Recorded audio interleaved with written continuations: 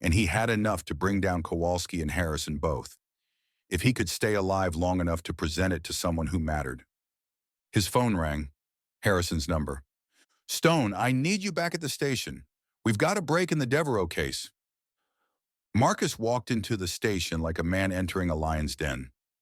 Every familiar face now carried the shadow of suspicion. Rivera waved him over to her desk, concern evident in her features. "Harrison's been acting weird," she whispered. "He's been asking about you, wanting to know what you remember, and he had me pull all the Devereaux evidence for review. Rivera, I need to ask you something, and I need you to be completely honest. Can I trust you?" She looked hurt. "Marcus, we've been partners for 3 years. You saved my life during the Morrison bust.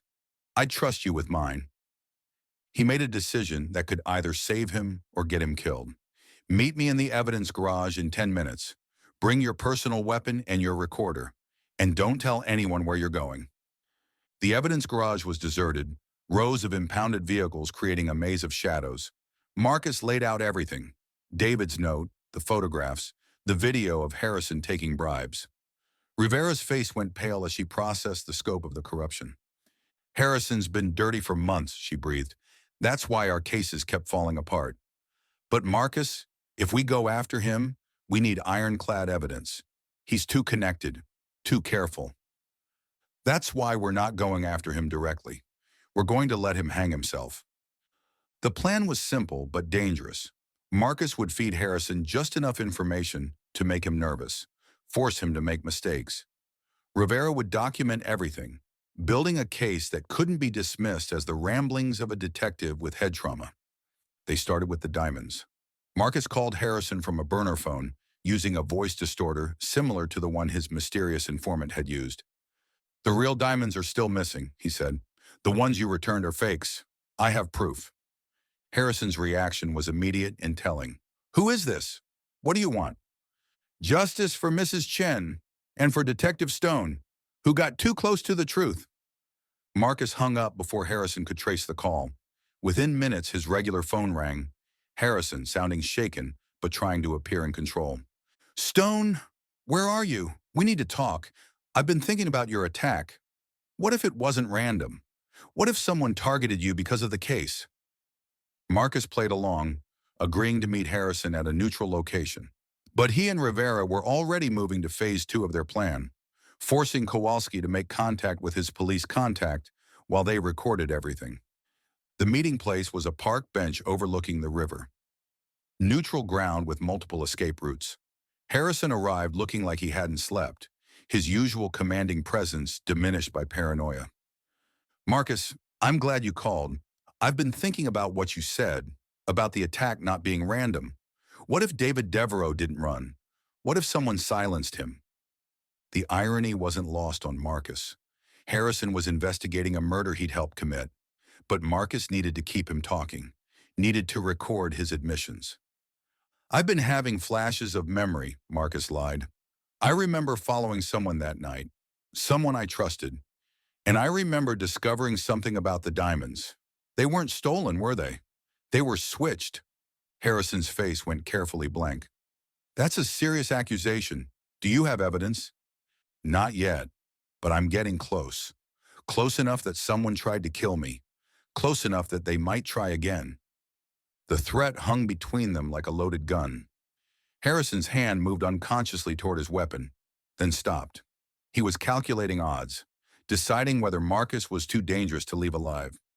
"Maybe you should take some more time off," Harrison suggested, "until your memory returns. This case has already cost you too much." But Marcus wasn't ready to back down. "I found David's hiding place. He left evidence. Photographs, financial records, names. Someone's been running a diamond laundering operation for years, using insurance fraud to cover the thefts. And someone in our department has been helping them." Harrison stood abruptly. "You're not thinking clearly. Head trauma can cause paranoia, false memories. Maybe we should get you checked out again. Maybe we should get the FBI involved. Let them sort out what's real and what's paranoia." The mention of federal authorities hit Harrison like a physical blow. His composure cracked just enough to reveal the desperation beneath.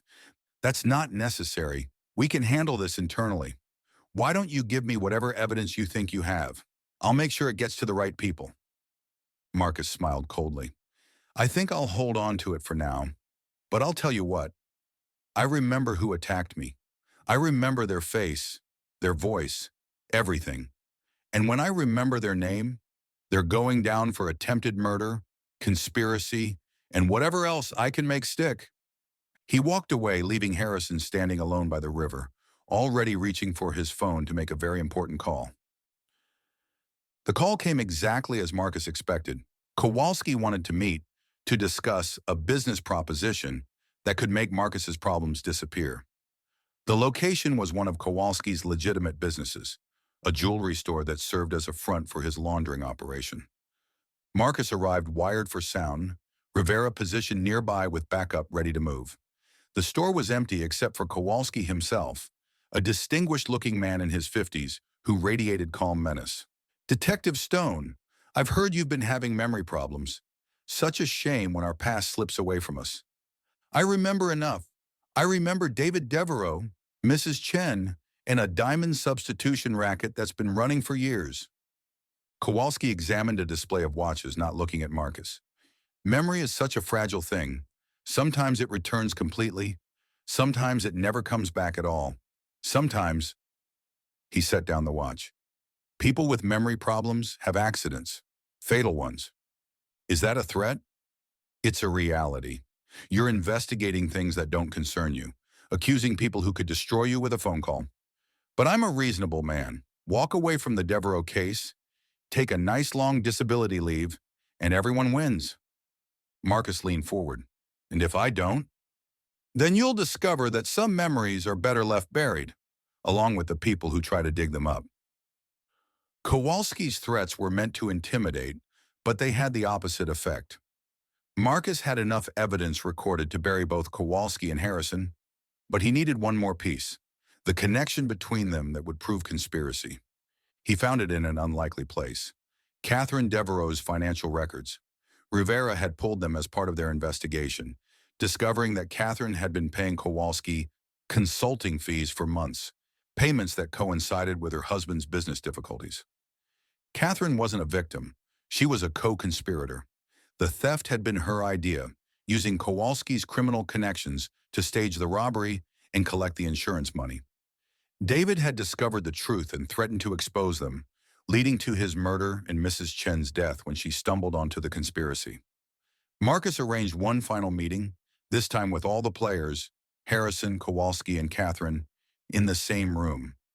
He told them he had new evidence that would break the case wide open, evidence that implicated all of them. They arrived separately, but their nervous energy was identical. Harrison kept his hand near his weapon. Kowalski's calm mask was cracking, and Catherine looked like she hadn't slept in days. "Thank you for coming," Marcus began, setting a briefcase on the table. "I wanted you all to hear this together. I've recovered my memory completely."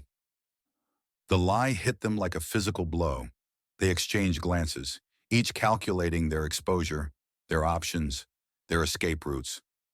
"I remember everything," Marcus continued. "The attack, the conspiracy, the murders. David Devereaux was going to expose you all. He found out that Catherine planned the theft with Kowalski, that Harrison was providing police protection, that Mrs. Chen was killed to keep her quiet." "That's absurd," Catherine managed, but her voice shook. "My son was troubled. He ran away because of gambling debts." Did he? Or did he run because he discovered his mother was planning insurance fraud with a known criminal? Did Mrs. Chen die because she caught you switching the diamonds? Did Harrison arrange my attack because I was getting too close to the truth? Harrison stood abruptly. "This meeting is over. You're making accusations without evidence, detective.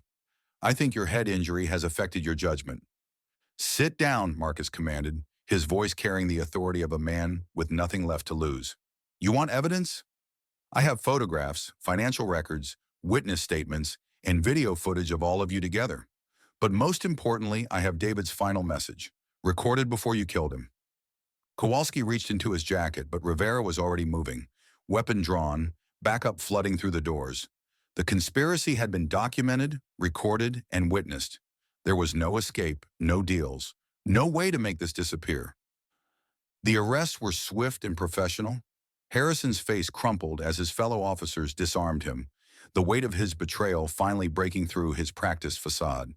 Kowalski maintained his composure, but his eyes showed the calculation of a man already planning his defense. Catherine Devereaux wept, not for her crimes but for her exposure. David was going to ruin everything, she sobbed. He didn't understand. The insurance money would have saved us all. Marcus felt no satisfaction, only exhaustion. The case that had nearly killed him was solved, but the cost had been enormous. David Devereaux and Mrs. Chen were still dead, their murders solved but not undone. A police chief's career and reputation lay in ruins.